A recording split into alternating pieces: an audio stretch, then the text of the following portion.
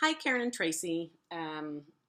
Here's my video post for this week, module number 3. Thank you, Karen, for the interesting articles that we got to look at.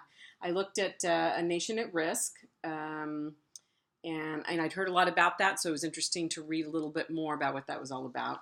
Interestingly, 1983, the year it was published, was the year I graduated from high school, so I thought that was kind of interesting. And I like to make my little visual aids. So there's A Nation at Risk, my little visual aid. In essence, the United States, our education system was not competitive worldwide any longer. We were behind other countries, particularly Japan, and we were getting a little bit nervous about that, just in terms of our country and being competitive, not only educationally, but professionally as well, worldwide. And one of the pieces, it also looked at like our curriculum wasn't rigorous enough. Students weren't studying as long as students in other countries, and that kind of thing. One of the things that I thought was interesting is that it mentioned that we did not have, let's see, the quote was, "Not enough of the academically able students are being attracted to teaching." So this was kind of talking about a teacher shortage, particularly in math and science. And I find it interesting that we're still having that problem today, and that's a tough one. I work with the new teachers for Visalia Unified, and we still have positions that aren't filled in math and science, and I don't know. I'm not sure how we overcome that. Recommendations from A Nation at Risk that came from that were to increase graduation requirements, which I think we've done. We moved to the 4 years of English that was required, and at least 2 years of math. The social studies requirement. One of the recommendations, which never came to fruition, was lengthening the school day, lengthening the school year, and to address the teacher shortage, the suggestion was to recruit math and science teachers who are out in their field, who are out in the profession already. And so that just hasn't happened.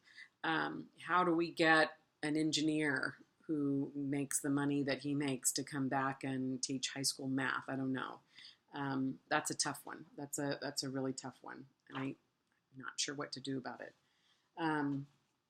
I also looked at the Torlakson report, which is so great. I think that one's just a really interesting report, talking about beginning with the purpose of statewide assessment. He talked about the purpose should be twofold. There should be accountability, so that we can have measurements of how well we're doing, but then there should also be individual growth along a continuum. A continuum of knowledge for students, and we should be able to look at individual student growth. Taking us through the evolution of all these tests, the ones that jumped out at me and I even recall the CAP test from way back. There was the CAP test, the class test. That's when I was first teaching in 1980. I think it was 1989, 1990. It was 92 when they had the class test, and I remember that one. That was an effort to make testing a little deeper and not so much multiple choice. Then we had the STAR test with all the different CST levels. Of course, there was the CASE, which was for graduation. Couldn't graduate without having that CASE passed. And then CELT, of course, was there so we could determine the level of literacy of our English learners. So here's my little PowerPoint for that. The recommendations that Torlakson had, interestingly, I feel like a lot of them have come to fruition in terms of what he felt like a state test should look like. It should be tied to standards. It should monitor student progress. It should provide some diagnostic pieces so we can look at a student and see where they need to grow in reading, writing, and math. It should have that variety of items so that it's not just multiple choice. He really leaned on that Smarter Balanced Assessment Consortium, which was made up of multi-states. I don't know what all the states are right now, but I know there were multiple representatives from multiple states that were creating these assessments. And I think that's how we came up with our CASP that we're using now. And I did get online. I got on the Smarter Balance website, Karen, and tried out a couple of those tests. And definitely, we are seeing this happen. We're seeing the kind of the problem solving aspect being being demonstrated in that test, where the students have to work through solving a problem in order to complete the test. I think the challenges now are really kind of working through the technology and ensuring students are familiar enough with the technology. I know in our school we're really working toward everyone having a Chromebook, so that the students that this becomes, the Chromebook becomes their pad and paper, so that the technology does not take away with the demonstration of their knowledge. Definitely seeing these pieces coming to fruition with the new style of testing. I just love this article, the Brookhart article about the higher order thinking skills. It's just one of my favorite articles, and as that article talks about what those higher order thinking skills do, they allow students to transfer knowledge so that they can apply it to other things. There's critical thinking involved, being able to do problem solving. The phrase that I love that she used often is that these skills are learner-centered.